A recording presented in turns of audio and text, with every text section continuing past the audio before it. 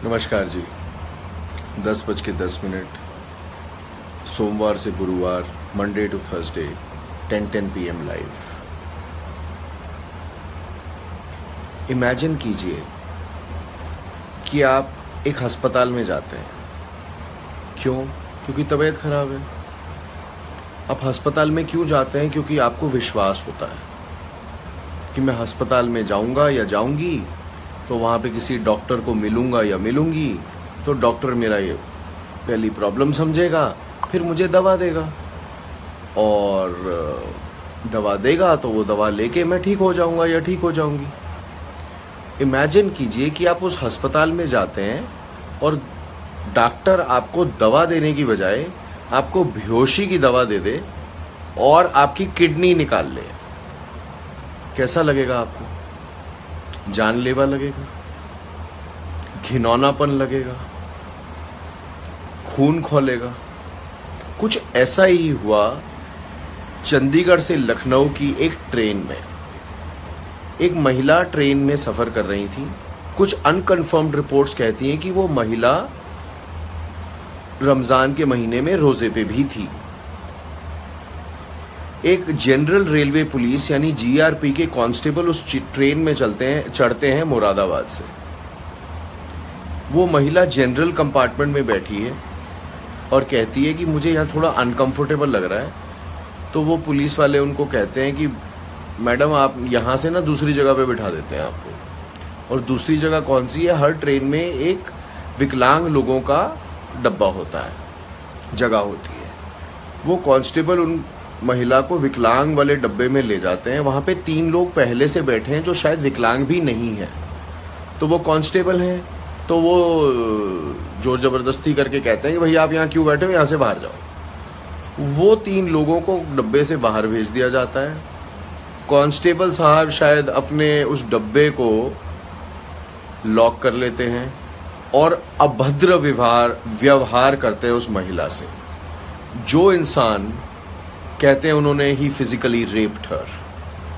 जिस इंसान को हम ट्रस्ट करते हैं कि वो हमारी सुरक्षा करेगा और वही इंसान अपनी हवस के लिए हमारे ही शरीर को अटैक करे, तो उस एक इंसान के साथ साथ आप पूरी पुलिस फोर्स पे संदेह करेंगे या नहीं करेंगे? करेंगे। एक काली मछली तालाब को खराब करती है, ऐसे करती है। इसका मतलब ये नहीं है कि देश के सारे पुलिसकर्मी इस तरह के, प्लीज ऐसा मत सोचिएगा। लेकिन जो उस कांस्टेबल ने किया वो बहुत ही निंदनीय है, बहुत ही डिप्लोरेबल है। उसकी कड़ी से कड़ी शब्दों में निंदा करनी चाहिए, पर वो तो पॉलिटिशियन भी करते हैं। तो रॉबिनहुड क्या कहता है? रॉबिनहुड कहता है कि अगली बार जब आप ट्रेन में घुसोगे ना, तो पहले जरा कांस्टेबल साहब को जरा हाथ देना। भाई साहब आप GRP से हो? हाँ जी। सर जरा अपना ID कार्ड दिखाएंगे जरा। तो जब ऐसे ट्रेन में आप जैसे बहुत लोग जब सफर करेंगे ना और पुलिस कांस्टेबल भाई साहब को अपना ID कार्ड पूछेंगे, तो वो भी थोड़े सहम जाएंगे कि यहाँ पे थोड़े अक्लमंद लोग बैठे हैं ट्रेन में जिनको अपने राइट्स पता है। आप किसी पुलिसकर्मी से उसका ID कार्ड मांग सकते हैं। और मैं देखना चाहता हूं कि देखो, let's get a little real in India. The woman who was allegedly raped was a woman of the minority community. Let's get that real, because these are very real things in very real India. अब वही महिला minority community की थी, एक ऐसी state में, खैर railway किसी स्टेट की नहीं होती है, एक ऐसे टाइम पे जब एक रिलीजियस उनका एक पीरियड चल रहा है, एक टाइम चल रहा है रिलीजन का, जहां हम सबको पता है कि एक मुसलमान जो अपने रिलीजन को दिल से फॉलो करता है वो रोज़े पे होता है। कहते हैं, सुना है, अनकन्फर्म्ड रिपोर्ट्स है, मैं पक्का नहीं कह सकता कि वो महिला भी, वो बहन भी रोज़े पे थी। ये काम अगर, मतलब मैं सोचता हूं कि एक जानवर भी जो होता है ना, उसमें भी आज सेंसिटिविटी होती है।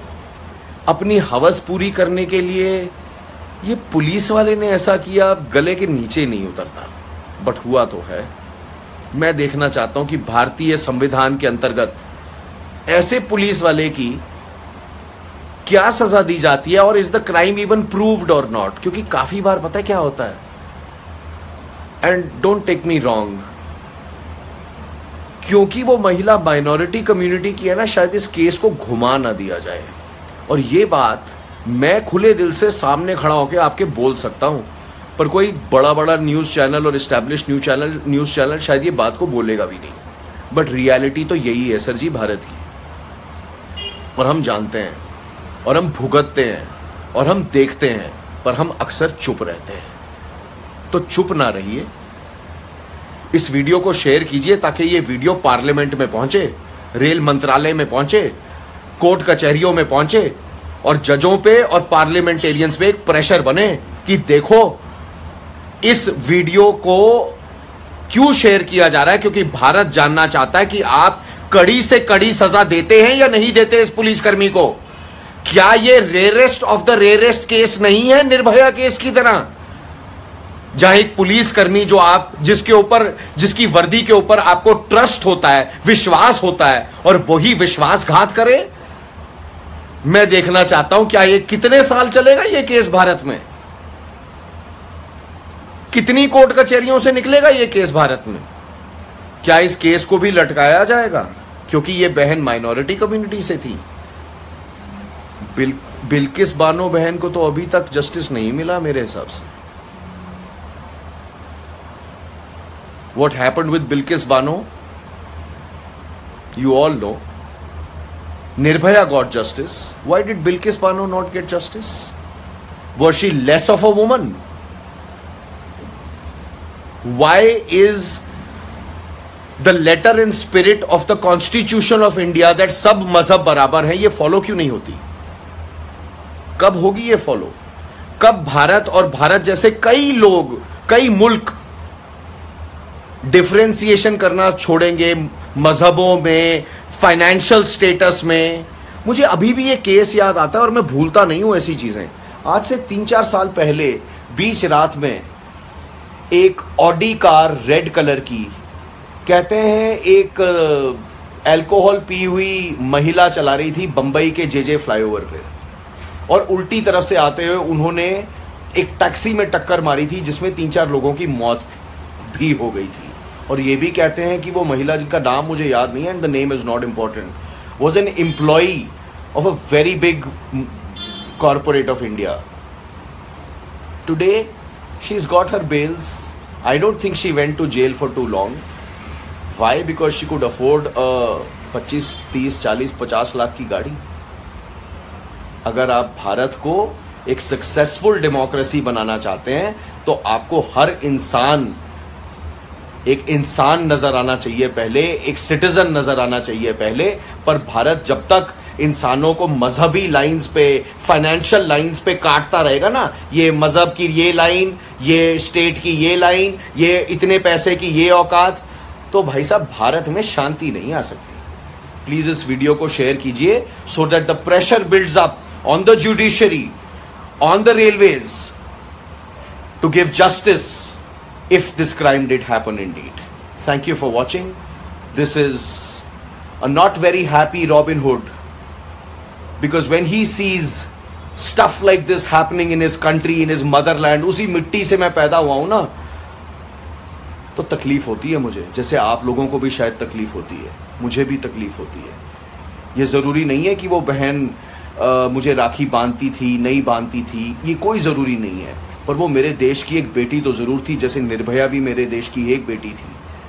कितने रेप्स होते हैं आज भी, उसी दिल्ली में ही होते हैं बाय द वे।